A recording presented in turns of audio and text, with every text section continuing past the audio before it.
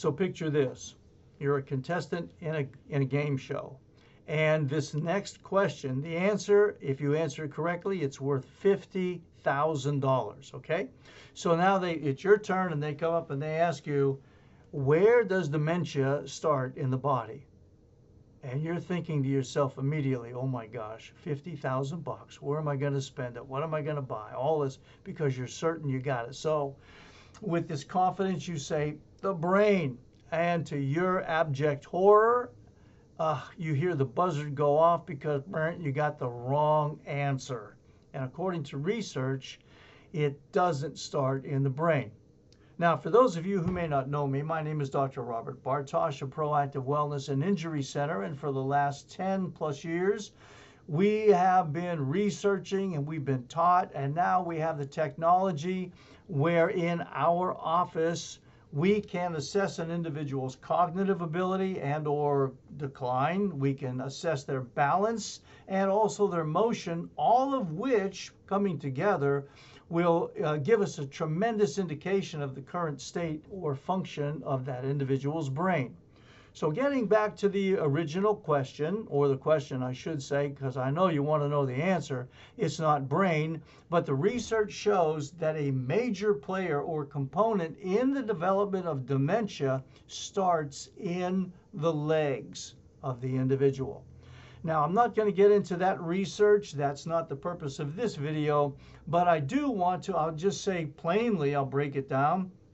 What they stated at the end was, the stronger the legs, the stronger the brain, the weaker the legs, the weaker the brain. Now, I don't want you to think that the legs are the only and the total player in the development of dementia. That would be ludicrous. There are other things, but I do want to focus our attention on the impact the legs have on the development of dementia because it's quite alarming. It's very, very high.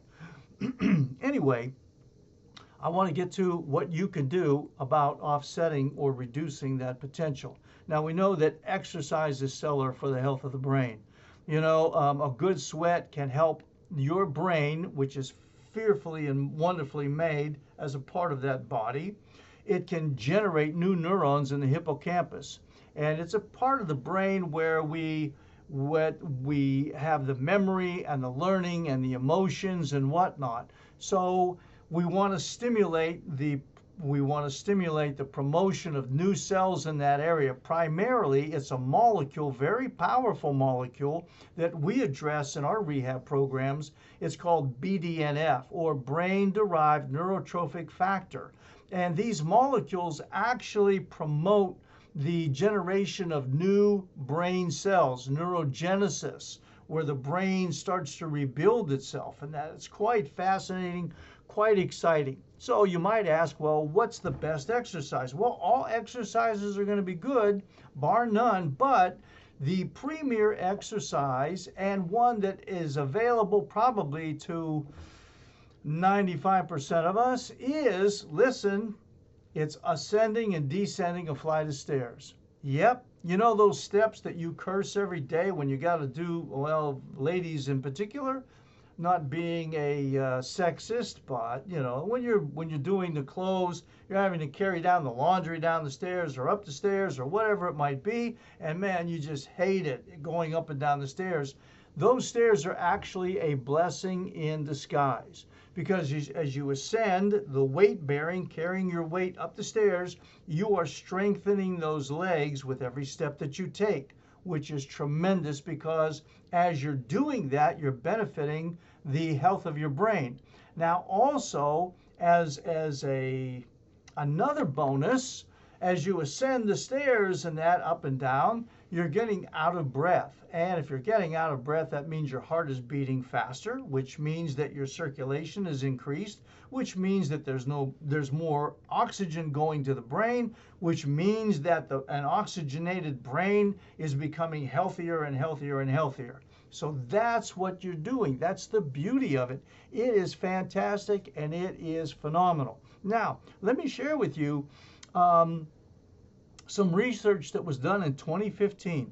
In 2015, not that long ago, there was research that was done that showed out of 324 healthy older women healthy older women. Now, by older, it was 62 years and older. 62 years and older.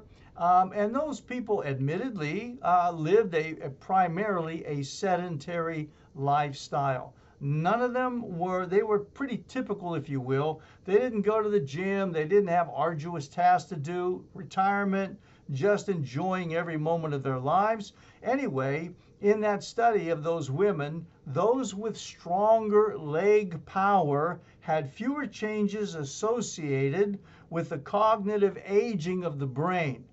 Isn't that amazing? Those with the stronger legs, all things equal, these ladies just had stronger legs.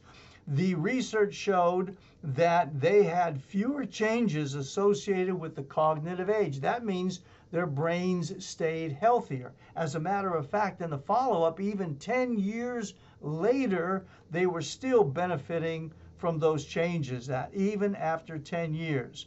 So, as I said earlier, bigger legs, bigger brain, bigger legs, healthier brain, however you want to think of it. So what we want to do is to keep that brain healthy. And you can do so by climbing stairs. Now, there's a few questions that'll come up. Well, how many stairs do I have to climb? As many as you have available. That's what you want to climb.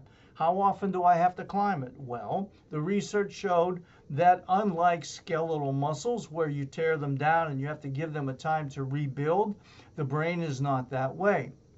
So, in answering that question, you can do this every single day, and you can do it multiple times in a day if you so choose. It's only limited by what your goal is regarding the health of your brain.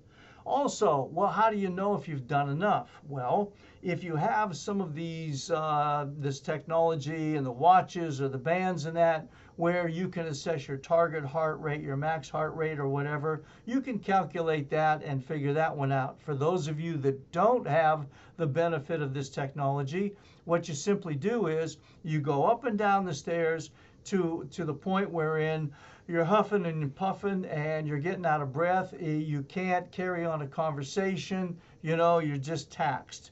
That's when you know that, boy, you are pushing out the BDNF, that brain-derived neurotrophic factor, and there's new cells that are being generated as a result of that, and your brain is getting healthier when you reach that level, because it's not just enough to walk up and down the stairs. You've got to do it to the point where that heart is really pumping, the lungs are really working, and you're out of breath, okay?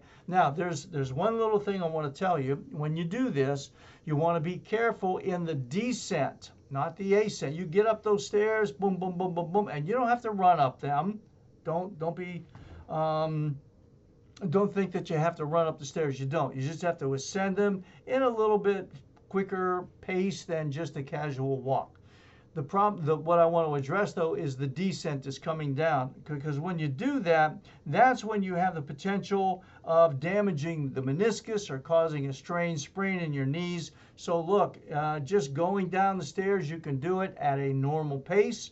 You immediately turn around, go back up those stairs again, turn around and descend, and up and down you go until you reach that place where you are breathing heavily. You can't carry on a conversation, and then just do it a few times after that to enjoy the moment where you're really pushing those molecules into your brain. Okay, so that's what you wanted to do. That's what I wanted to share with you. You have the power, you have the ability, and now you have the wherewithal that you can go ahead and benefit the health of your brain. Now, for those of you who want to get in deeper, if you want to have the assessment, the metrics to know where you are and where you could be and how to get to where you could be, please don't hesitate in contacting our office. We have a therapist. We have the technology, as I mentioned earlier, when we can go ahead and assess all these values. We can then create for you a specific path of action, a course of action that you can take along with other things that you can do in order to promote the best performance of your life in this regard, especially your brain. Okay? So don't hesitate if you're interested. Contact us. This is what we're here for. And again, I want to thank you for allowing me to share this information with you. And until the next video, and as always, God bless.